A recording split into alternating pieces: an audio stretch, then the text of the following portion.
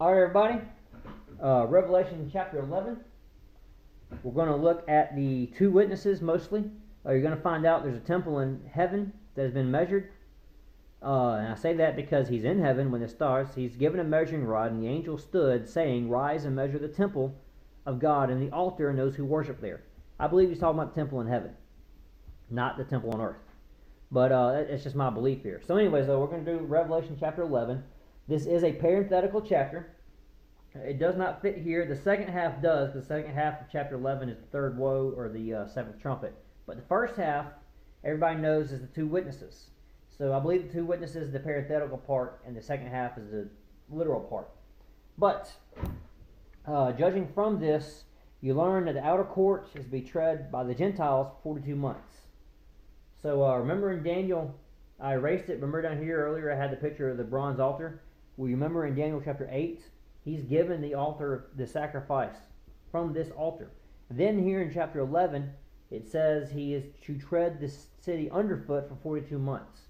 Again, outside in the court, that's where this altar was. That's where the earth, right here, this the sea was also. So this part being trodden underfoot, not the temple part, right inside here.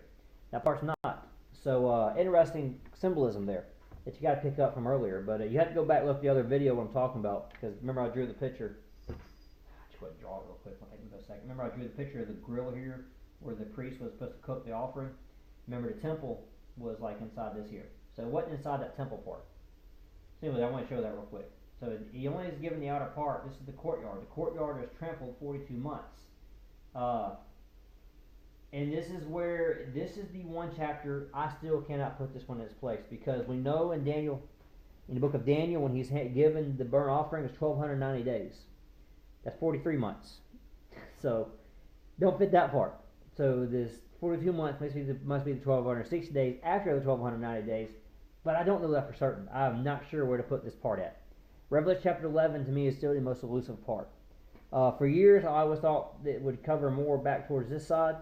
But the more and more study, I keep putting it later and later, and we'll show why. So anyways, the Gentiles will tread the holy city under 42 months, so we can now erase this altar, because that's outside the court. That's the part we're going to tread 42 months. That, by the way, the altar of what was the guy's name? Oh gosh, the last chapter of Samuel. The altar of that guy that David, remember when the angel came and killed everybody, and it may have been the last chapter of 2 Samuel. But he buys the altar, and he buys the mountain, the area which was it was the threshing floor of Omri or Aranua. I still can't say it. I'm looking at it right now. I can't say it. Mount Moriah is the threshing floor of Aranua. It's the place where Solomon begins to build the temple. That's in 2 Samuel 24. It's actually just handwritten in my notes here on my Bible. I don't know exactly what verse it was off the top of my head. But anyways, right here in this chapter, read chapter 2 Samuel 24, and you'll read all about this place with Gentiles tread underfoot. This is also why I believe that Mount Zion is in heaven, where the 144,000 are, and Jerusalem here has been handed over, and you're going to find later, Jerusalem now is called Sodom and Egypt. It is the place where our Lord was crucified. He was crucified in Jerusalem on the mountain, on the western side of the temple. When I drew the temple earlier, picture of the temple was here. The eastern side over here is Mount of Olives, which is why the Lord comes and splits the Mount of Olives on his return, because he's coming through the east gate, which is the gate for the line of the tribe of Judah. Right here. The altar, of course, was here, and this is where the temple was. And over here on this side is Golgotha, where they killed him, on this side over here. But anyways, the whole area is Jerusalem. It's 7 hills, because Jerusalem's on 7 hills, in case you didn't know that. Mount Moriah is this part right here where the threshing floor was, where the altar, the burnt altar was. And this is the place they're going to trod underfoot 42 months. This is the place the beast is going to set up his throne, in Jerusalem. There may be a tabernacle there, there may be a temple there, I don't know. But it's going to be tread underfoot 42 months. Because, well, it's the parable of the wheat and tares. And how do you separate the wheat? You've got to first tread it underfoot. Because that crushes the wheat from the chaff, and then the chaff and the wheat will be separated. But they also found there was tares in the wheat, so they had to let it grow to the end of the harvest right here. So anyways, all that stuff with symbolism of the parable of the wheat and tares and all that shows up there. But you're going to find out during these 42 months, which I conclude is the beast has a reign of 42 months. Since God used the exact same number, I assume Revelation 11 fits here, but I just don't know for sure. We do know the beast who sends out of the abyss will kill the two witnesses, so it's possible Revelation 11 fits here. It's going to be the one chapter I'm not putting on my board because it's just, to this day, I still don't know for sure if it goes here. I think it goes here, but I'm not certain. Anyways, they have the power of Elijah and Moses. Not saying they are Elijah and Moses. I do believe they are just two literal people alive at this time, but they will have the authority God will give them. And of course, you know all the things. They'll be able to withhold rain, withhold all that stuff from happening. People are going to die from the plagues and all stuff like that. When they finish their testimony, the two witnesses, the beast who ascends out of bottomless pit, comes out of Tartarus, I showed earlier, at the fifth trumpet, that's why it's down here underneath it. When this abyss is opened, the beast that comes out is going to kill them. Doesn't mean it's going to kill them immediately. That's why I say the 42 months, the two witnesses are at least here at this point in time. At a minimum, they're here now. Does that mean they were here at any point forward? I don't know.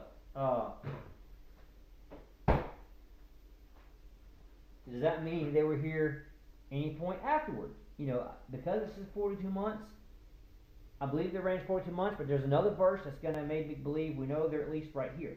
And we'll get to that in a second. These have powers of raining prophecies, plagues, stuff like that. When they finish their testimony, the beast that kills them, then their dead bodies will lie in the streets for 3.5 days, a place called Egypt and Gomorrah.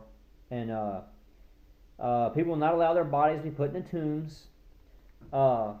Yeah, we're not going all that. That's going to be too deep a rabbit hole for this. Then you might want to look at the word for dead bodies. That's what I'm looking at there. With dead bodies and graves. There's a rabbit hole, dead bodies there. You can go into with that word in the Greek. But anyways, let's keep going on here. Not only where it is used, but where it's not used. That's part of the rabbit hole. But anyways, two prophets there. After 3.5 days, the breath of life will enter them. Now listen to this here. And they stand up on their feet, and the God says, come up here, and they're ascended into heaven on a cloud. That same hour, there was a great earthquake. 1/10 of the city fell. In the earthquake, 7,000 people were killed, and the rest gave glory to heaven and of God. The second woe is past. The third woe is coming quickly. Think about this for a second here. Here's your timing mark. What was the second woe? The sixth trumpet. I do believe the end of the sixth trumpet is when they ascend up into heaven. That puts their reign here. This is why I get confused on this chapter. This chapter, I keep wrapping my head around this. Their ascension is the second woe, but we also learned the last three woes are the last three trumpets. So there you go.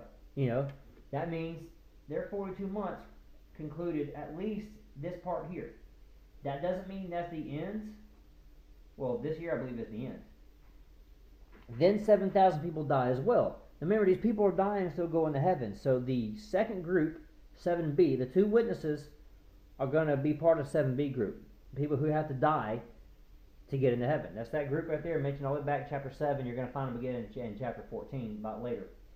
So they're still in this group. Then 7,000 people die. Remember Elijah thought he was the only person in the world believing in God, and God's like, hey, I got 7,000 men reserved for me that haven't bowed a knee to Baal. There's your 7,000.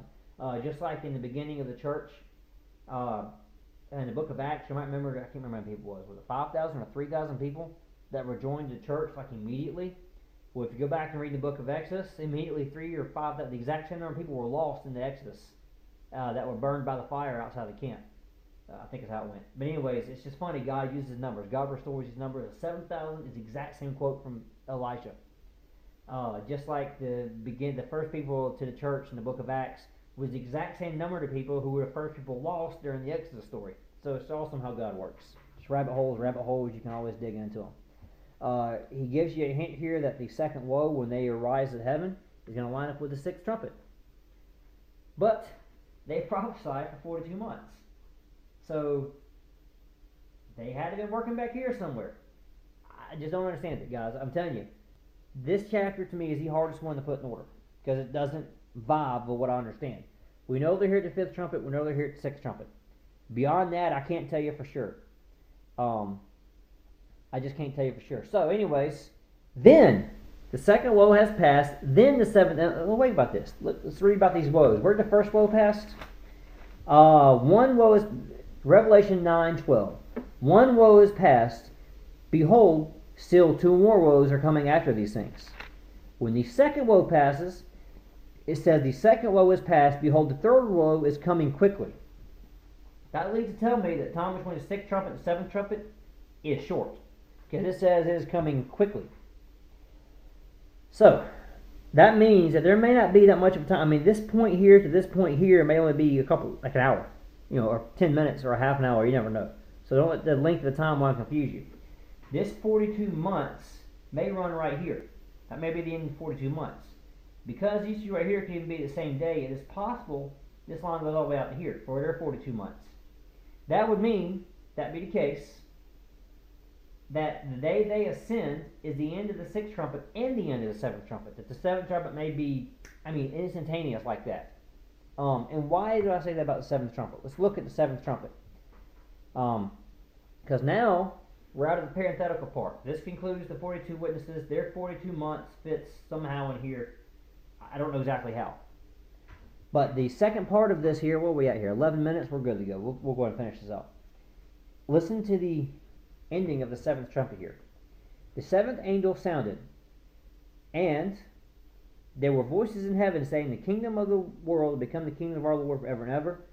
24 elders who sat on their thrones before God, on their thrones, fell on their faces and worshipped God, saying, we give you thanks, O Lord God Almighty, the one who is, who was, and who is to come, because you have taken your great power and reigned. The nations were angry with you, and your wrath has come. Remember I said every part leads to another part? The wrath has got to be poured. The bowls are the wrath of God. At the seventh trumpet they say, your wrath has come. Important to remember this here. And the time of the dead, and that they should be judged, and that you should reward your servants, the prophets and the saints, and those who fear your name, small and great, and should destroy those who destroy the earth. This is what they said. So, I conclude from this, and this is where I am today, and I have changed this many times. I used to believe this was 3.5 years. I now believe these 7 bowls might even pour out all in one day. Possibly even the same day before the two witnesses died. It is possible this all happens, lickety-split, because everything's complete. Look at what happens here. In verse 19, the temple of God was opened in heaven. Now you got to remember what happened in Daniel chapter 8. He disrupted the sacrifices. 7th trumpet. Important note here, guys. The 7th trumpet is the end of the 2300 days. Remember Daniel's 2300 days? 7th trumpet, that's the end of the 2300 days. Right there. Because now the temple of God has been opened. His ark and his covenant are seen in his temple. There is lightning, noises, thunderings, an earthquake, and a great hail. So, 2300 days have ended. What does that mean? Well, we know from the book of Daniel at the time the burnt offering is taken away. I don't need to put that there because we don't know where that point is. It's just a question mark. The time the burnt offering is taken away is also the beginning of Daniel's 1290 days.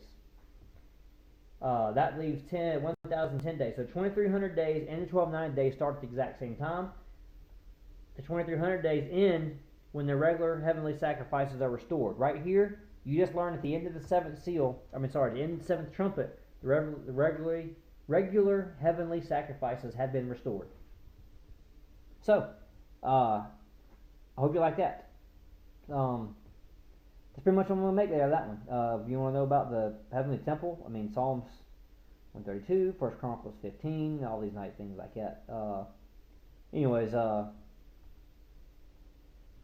all I got there, guys. I'm going to have to erase some of this stuff before we start the next chapter, probably, but we'll see. We'll see. Revelation 12 is going to be a big one, where to put in there. So we'll see. If I have to erase stuff, I have to erase stuff. If not, I'll leave it. But there you have it, guys. Again, as I emphasized before, I don't know exactly how to fit the 42 months in here. Somehow another 42 months fits between these points, but I don't know exactly how. Again, the third woe is coming quickly, and then he comes out and read. The very next verse is the third woe. Remember the Revelation chapter 8? The woe, woe, woe, because of the 3 remaining angels. So the 3 remaining trumpets, 5, 6, and 7, are the 3 woes. And again, you're going to read. Now, don't get confused in verse 19 that the earthquake in verse 19 may be the same earthquake that divides the city and 7,000 people were killed. Don't get that confused with the earthquake here at the bowl 6 or 7 when there's a great earthquake there. It's not the same earthquake. But I'm not saying it may be like the same day. It may be the same hour, but it's not the same quake. So, that concludes Revelation chapter 11, and we'll come back to Revelation chapter 12.